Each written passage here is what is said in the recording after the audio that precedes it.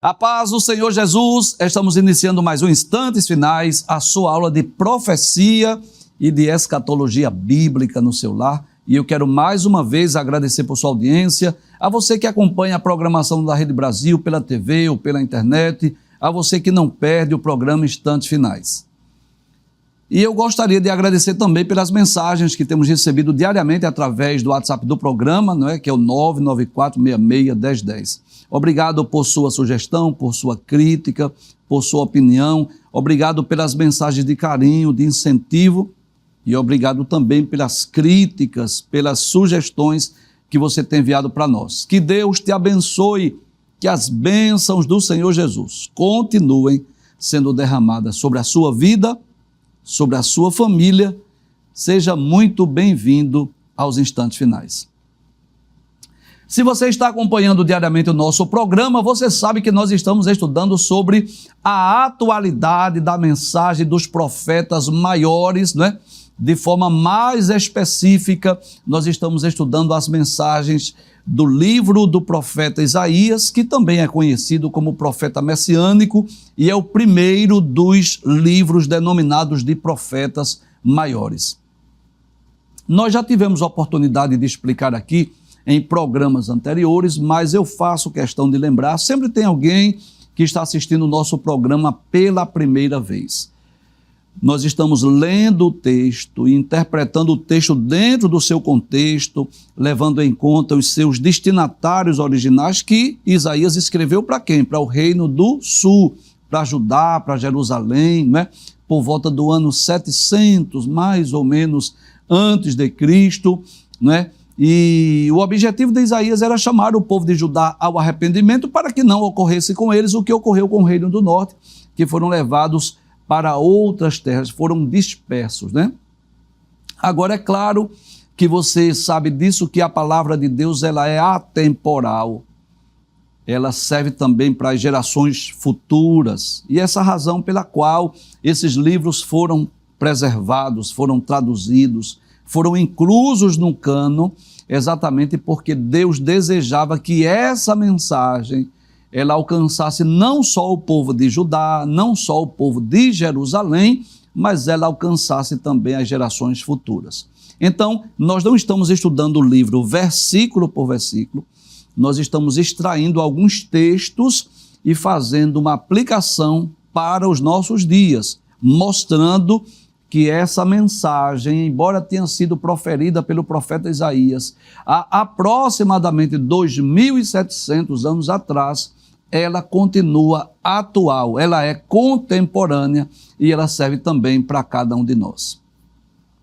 Vamos relembrar o que vimos nos programas anteriores? Nós estudamos já diversos programas, nós estudamos Isaías denuncia os pecados de Judá e convida ao arrependimento, nós estudamos também sobre o dia do Senhor, estudamos também sobre o julgamento de Judá e de Jerusalém, e hoje nós estudaremos sobre o seguinte tema, os ais que Isaías proferiu no capítulo de número 5. Por que nós fazemos questão de explicar os ais que Isaías proferiu no capítulo 5. Se você ler o livro de Isaías, você vai perceber que ele contém aproximadamente 25 ais.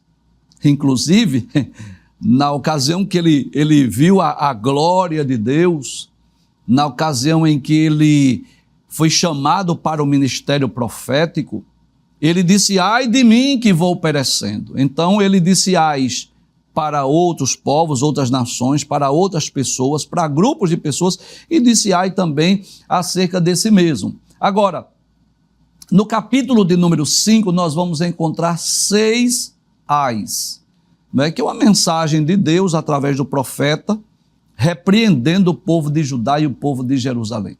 Vamos ler o que diz a introdução da nossa aula. Nós dizemos assim, que o capítulo 5 de Isaías contém 6 ais, ou seja, professor, o que é ais?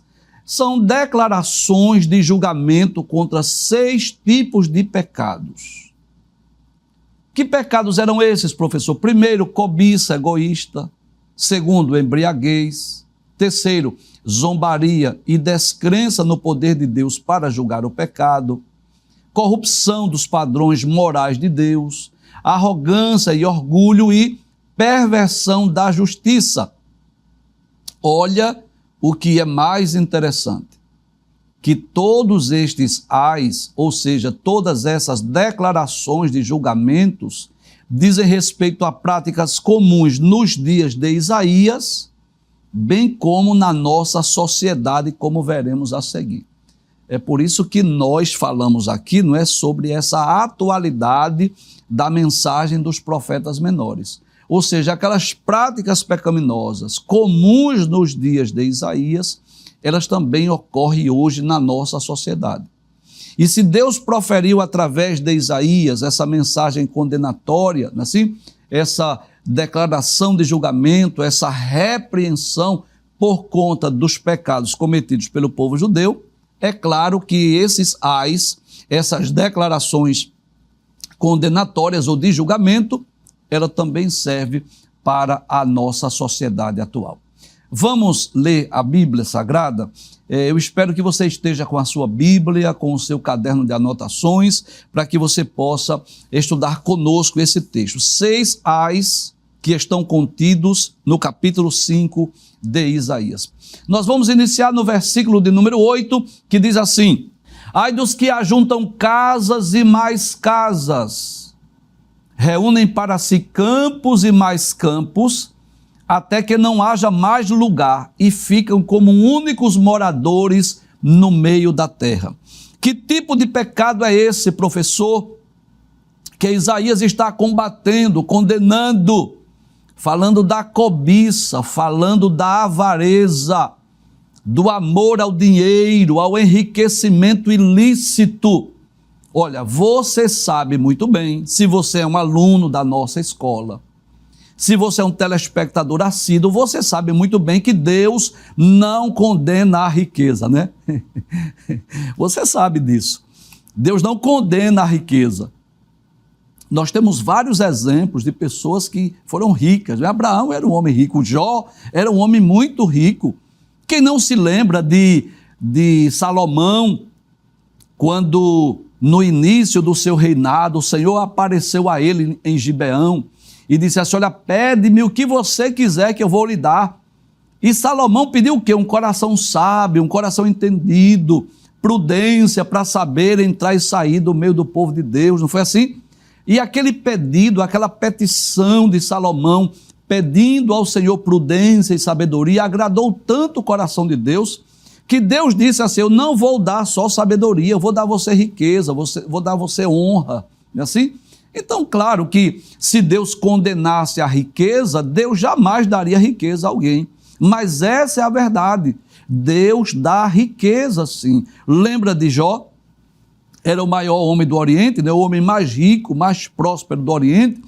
No período da sua provação, perdeu tudo, não é assim? Até mesmo os seus filhos.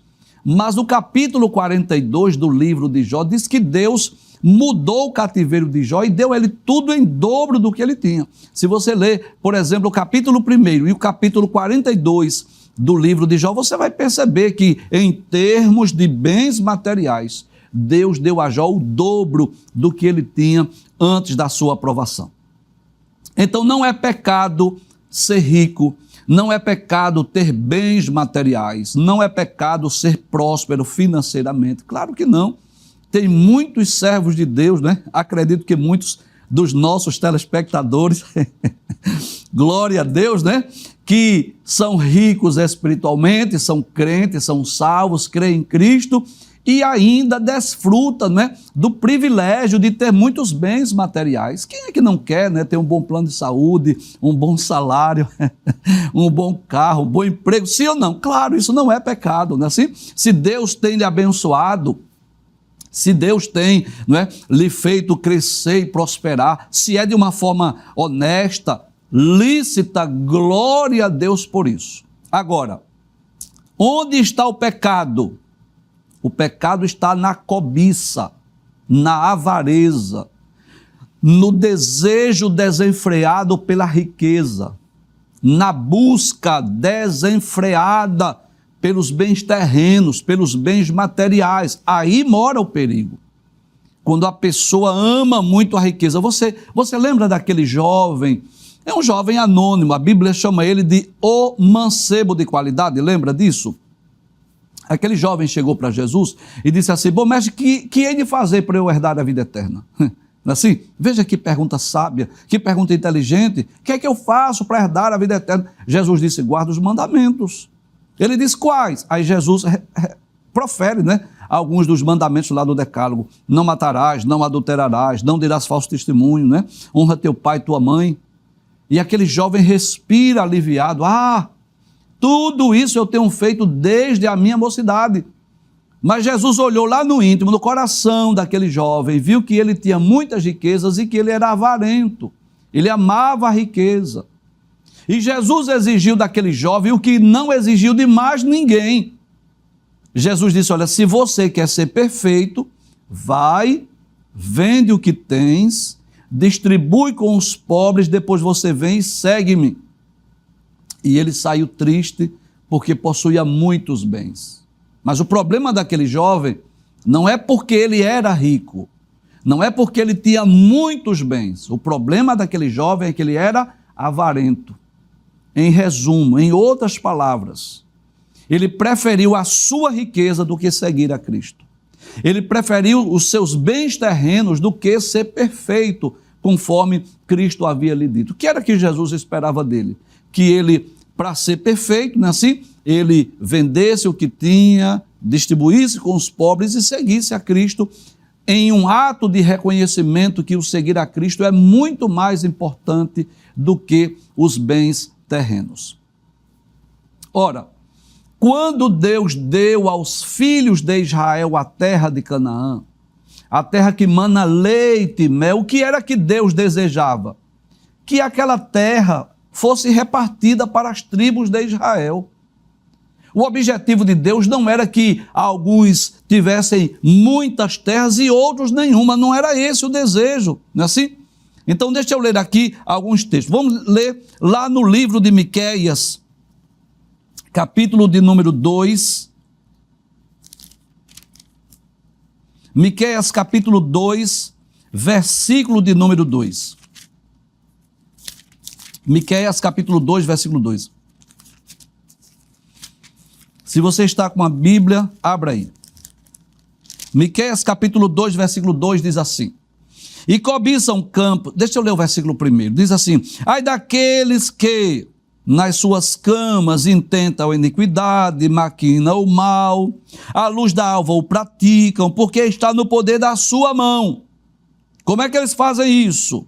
Aí diz: e cobiçam campos, e os arrebatam, e casas, e as tomam, assim fazem violência a um homem e a sua casa, a uma pessoa e a sua herança.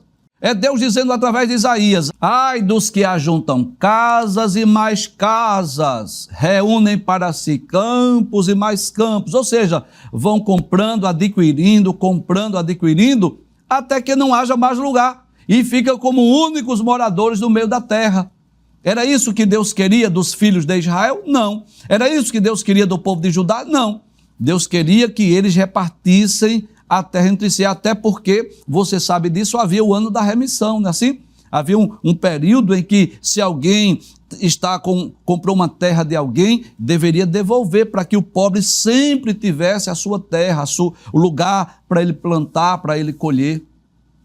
Então, que tipo de pecado é esse? A avareza, o amor, o apego ao dinheiro. E o apóstolo Paulo, ele traz uma recomendação acerca do perigo do amor do dinheiro. Se você tem uma Bíblia, você pode ler comigo na primeira epístola de Paulo a Timóteo, capítulo de número 6, versículos 9 e 10.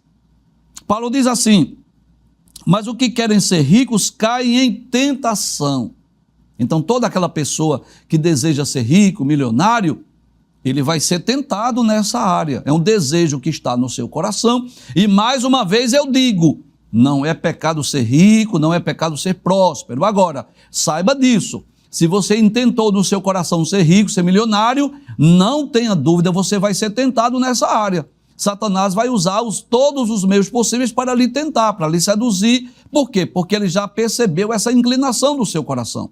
Aí Paulo diz, e em laço e em muitas concupiscências loucas e nocivas, que submergem os homens na perdição e ruína. Ou seja, esse apego, esse amor ao dinheiro pode levar o homem até a ruína.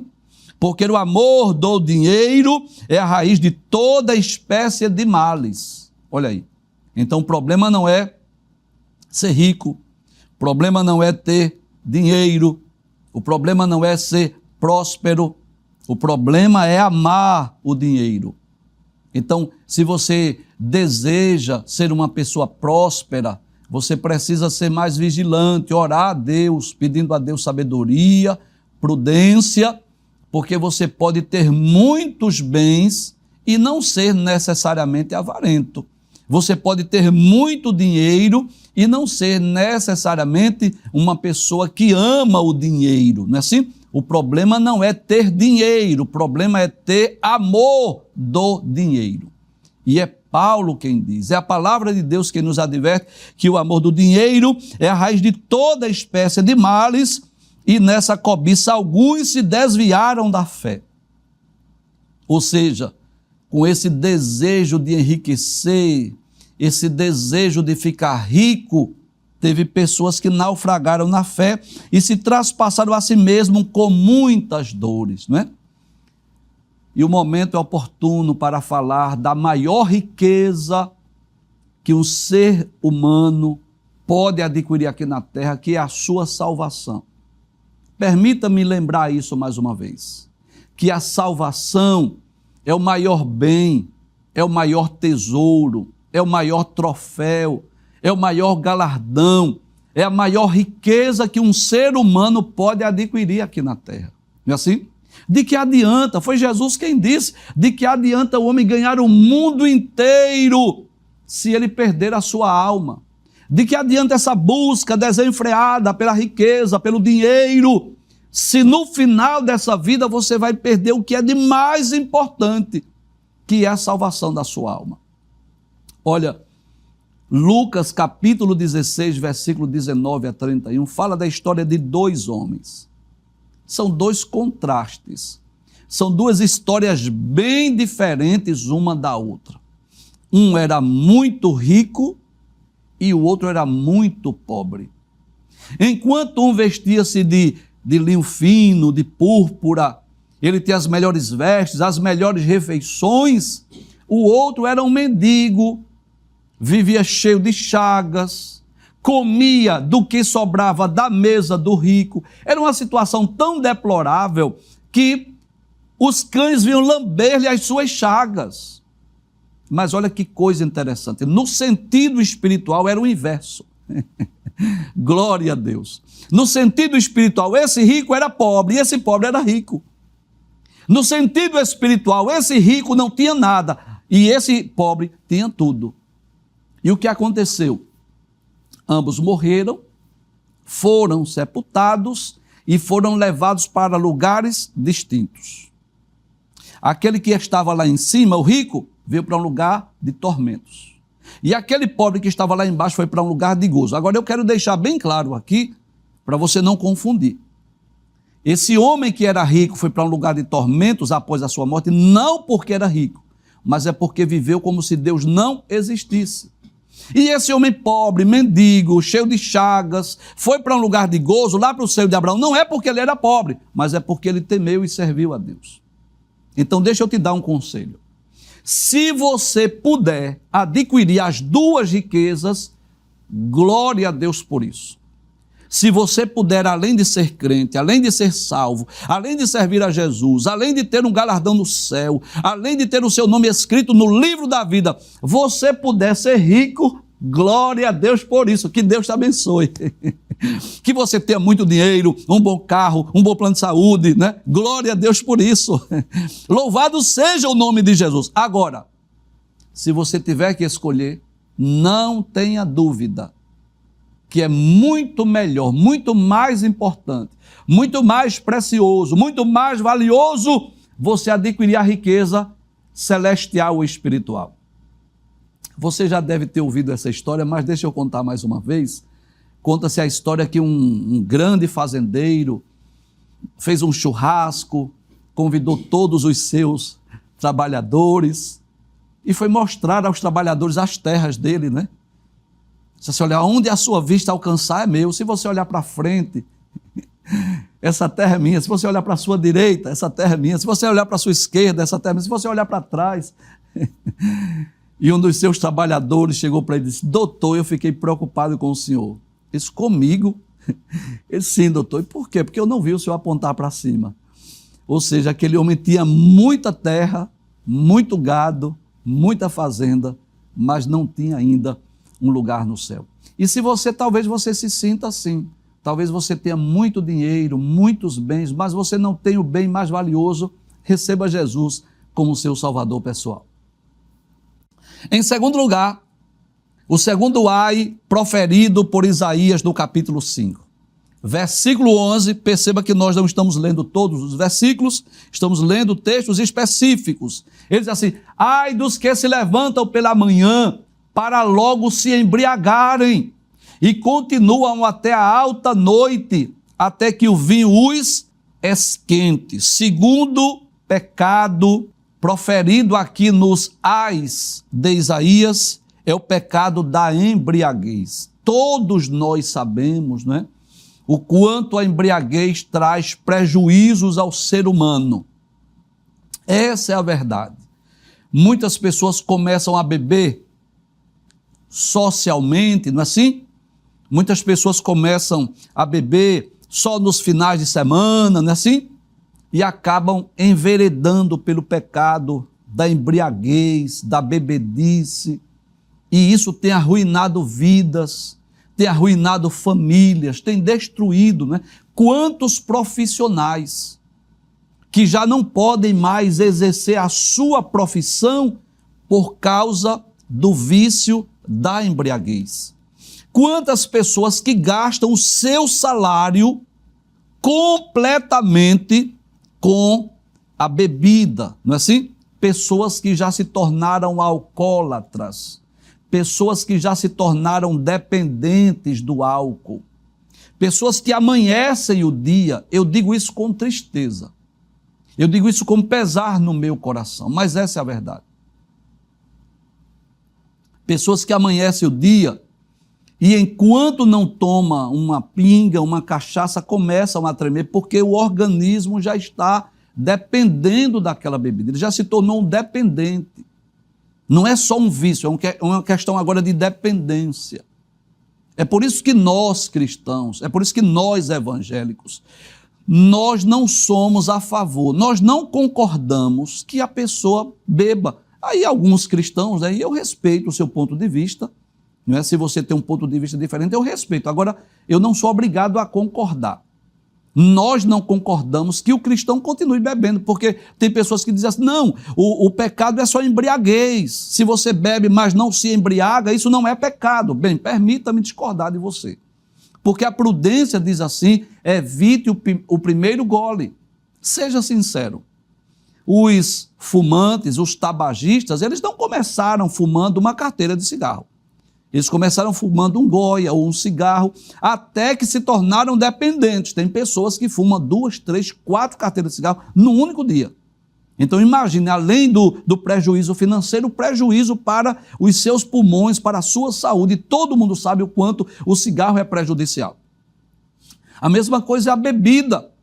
Pessoas que às vezes começam a beber, dizem eles socialmente, né? Final de semana, mas às vezes as pessoas vão aos poucos, sem perceber, se tornando dependentes do álcool e aí acaba no alcoolismo. Deixa eu ler o texto mais uma vez, para nós entendermos que esse problema do alcoolismo não é um problema só dos nossos dias. Veja o que Isaías diz, capítulo 5, versículo 11, ele diz assim: ai dos que se levantam pela manhã para logo se embriagarem e continuam até alta noite, até que o vinho os esquente. Não é assim? Inclusive tem pessoas que amanhece o dia, já vai para a porta do bar, às vezes já não tem mais condição de ir trabalhar, passa o dia inteiro sentado naquela calçada esperando que passe alguém para lhe dar um valor, um dinheiro, ficam como pedintes, e tudo o que essas pessoas ganham ou recebem é exatamente para comprar bebida. Se alguém der, por exemplo, um cereal ou uma cesta básica, eles são até capazes de trocar por bebida, por cachaça. E isso tem trazido prejuízos, problemas, né, para as famílias, porque geralmente os pais de famílias ou mães de famílias que enveredam pela embriaguez, pelo vício, pelo pecado da bebida, termina trazendo prejuízos não só para si mesmos, como também para a sua família. A Bíblia traz uma série de advertências quanto ao perigo da embriaguez. Por exemplo, se você tem uma Bíblia, leia comigo Carta de Paulo aos Romanos, capítulo 13 e o versículo de número 13. Diz assim a palavra de Deus: andemos honestamente como de dia, não com glutonarias. O que é glutonaria, professor? Aquela pessoa que come demasiadamente, não é? Fora do controle. E às vezes, permita dizer isso, mas é preciso eu explicar isso para os novos convertidos que não sabem o que é glutonaria. E tem até pessoas que comem desenfreadamente e depois coloca para fora e depois come novamente, enfim. Glutonaria seria isso. Nem bebedeiras, nem em desonestidades, nem em dissoluções, nem em contendas e inveja. Então a palavra de Deus traz aí as recomendações sobre o perigo da avareza. Lá em Gálatas capítulo 5, versículo 21, você sabe que Gálatas capítulo 5, versículos 19 a 21, traz uma série de obras da carne, inclusive uma das obras da carne é exatamente a embriaguez, a bebedice. Gálatas capítulo 5, versículo 19 a 21. Porque as obras da carne são manifestas, as quais são prostituição, impureza, lascívia, idolatria, feitiçarias, inimizades, porfias, emulações, iras, pelejas, dissensões, heresias, invejas, homicídios, bebedice. Então, o que é a embriaguez, a bebedice? É uma das obras da carne. E o que é pior? Se você me perguntar assim, professor, tem alguma coisa pior do que a embriaguez, o vício da bebida? Eu disse, tem. Porque além da pessoa ter prejuízos familiares, profissionais, financeiros e principalmente a sua saúde, a Bíblia deixa bem claro que os bêbados não herdarão o reino dos céus. Primeira carta de Paulo aos Coríntios, capítulo 6, versículo de número 10. Eu quero ler esse texto, mas eu tenho uma palavra boa para você, não é? Talvez você esteja aí assistindo o programa, não se sinta um condenado, não. Eu tenho uma palavra de Deus para você, tá certo? Mas eu quero que você preste atenção no que nós vamos dizer. Primeira carta de Paulo aos Coríntios, capítulo 6, versículo 10, diz assim: não erreis, nem os devassos, nem os idólatras, nem os adúlteros, nem os efeminados, nem os sodomitas, nem os ladrões, nem os avarentos, nem os bêbados. Perceba, nessa lista de pecados, os bêbados estão inclusos. Nem os maldizentes, nem os roubadores herdarão o reino de Deus. Aí talvez você esteja aí sentado, talvez você seja um viciado, não é, em bebida, no álcool. Talvez você pergunte, professor, eu estou condenado? Não. Eu quero dizer que há saída. Nós cremos que o Evangelho é o poder de Deus para a salvação de todo aquele que crê. É Paulo quem diz na carta aos Romanos, capítulo 1, versículo 16 e 17. Paulo diz, eu não me envergonho do Evangelho, pois é o poder de Deus para a salvação de todo aquele que crê, tanto do judeu quanto do grego. Então eu posso lhe dizer que o poder do nome de Jesus, o poder do sangue de Jesus, o poder do Evangelho é capaz de libertar você do vício, quer seja das drogas, quer seja do tabagismo, quer seja do alcoolismo, né? A igreja está repleta de pessoas assim, que outrora viviam no mundo do crime, no mundo das drogas, no mundo do álcool, mas hoje foram libertas pelo poder do Evangelho, pelo poder do nome de Jesus, pelo poder do sangue de Jesus. Agora, eu quero lhe advertir isso. Eu preciso lhe advertir isso. mesmo sendo uma palavra dura, mas eu vou dizer, se a pessoa persiste, continua no vício, no pecado da embriaguez, essa pessoa terá um fim trágico, porque além das enfermidades, das doenças que o álcool poderá trazer, como cirrose e uma outra série de doenças, inevitavelmente essa pessoa vai para o inferno. É a Bíblia quem diz, é Paulo quem diz que eles não herdarão o reino dos céus. Agora, o meu conselho para você é: receba Jesus como seu salvador pessoal, dobre seus joelhos, peça a Deus misericórdia, peça a Ele para Ele libertar do vício, da bebida, e Ele tem o poder de libertar a sua vida e de restaurar a sua família. E no versículo de número 12, Isaías vai dizer o motivo, porque ele diz: ai daqueles que pela manhã se embriagam. Ele diz assim: liras e harpas, tamborins e flauta e vinho não faltam nos seus banquetes. Não é assim? Essa é a verdade. Muita festa, muita bebida, não é? Muita música. Mas observe o que é que Isaías vai dizer no versículo de número 12. Porém, não consideram os feitos do Senhor, nem olham para as obras das suas mãos.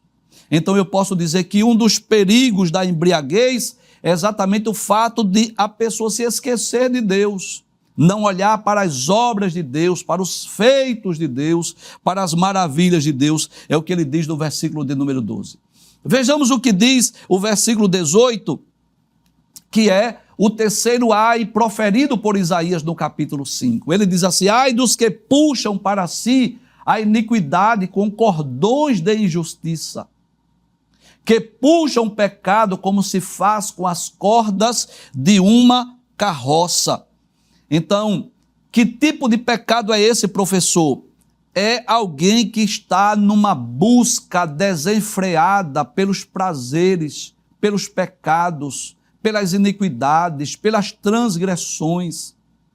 É aquela pessoa que está puxando como que uma carroça com uma corda e trazendo nessa carroça uma série de pecados. Olha quantos termos sinônimos de pecado aí. Ai dos que puxam para si o quê? A iniquidade, com cordões de injustiça, que puxam o pecado. Observe, iniquidade, injustiça, pecado, como se faz com as cordas de uma carroça. Professor, o senhor pode me explicar melhor? Posso. É aquela pessoa que está puxando o pecado, mergulhado cada vez mais no pecado, como que levando uma carroça cheia de coisas ruins, pecado, iniquidade, não é assim? Transgressões. E essas pessoas estão zombando de Deus. Além dessas pessoas viverem numa busca desordenada, desenfreada, vivendo na prática pecaminosa, essas pessoas estão zombando de Deus. Veja o que diz o versículo 19, eles vivem como se Deus não existisse. E dizem, o que é que essas pessoas dizem? Essas que vivem mergulhadas nos prazeres, mergulhadas no pecado, sem limites, não é? De uma forma desenfreada, desordenada. Eles chegam até a descrer no poder de Deus. Eles dizem assim, que Deus se apresse e termine logo a sua obra para que a vejamos. Que se aproxime e se manifeste o conselho do Santo de Israel para que o conheçamos. Em outras palavras, eles estão duvidando do poder de Deus. Como quem diz assim, Deus não vai agir, Deus não vai tomar providência, Deus não vai nos punir, Deus não vai nos castigar. Eles estão vivendo como se Deus não existisse. E você sabe disso, você conhece isso. Nos carnavais da vida, não é assim? As pessoas estão lá nas suas práticas pecaminosas, nas suas orgias, e estão dizendo, não, o Apocalipse não vai vir, né? Nós vamos macetar o Apocalipse, como se eles tivessem autoridade ou autonomia de impedir que a palavra de Deus se cumprisse. Aí você pergunta, professor, tem alguma coisa pior do que alguém viver no pecado, na prática do pecado, desenfreadamente, desordenadamente. Eu digo tem.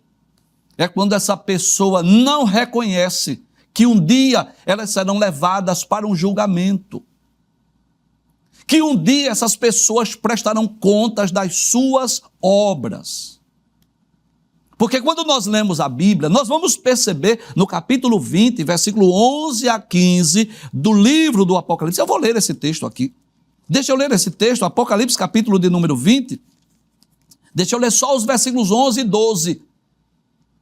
Porque quando a pessoa está na prática do pecado, mas reconhece o seu erro, busca a Deus, pede perdão, misericórdia, diz: Deus, salva a minha alma, não deixa eu ir para o inferno, o que é que acontece? Jesus perdoa, lava os seus pecados, escreve o seu nome no livro da vida.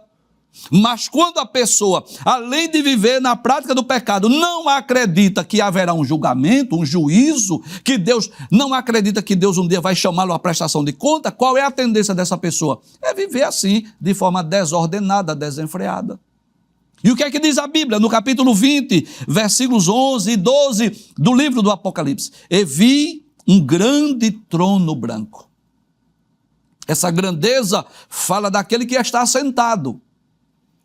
Ele é branco porque fala de pureza, de santidade.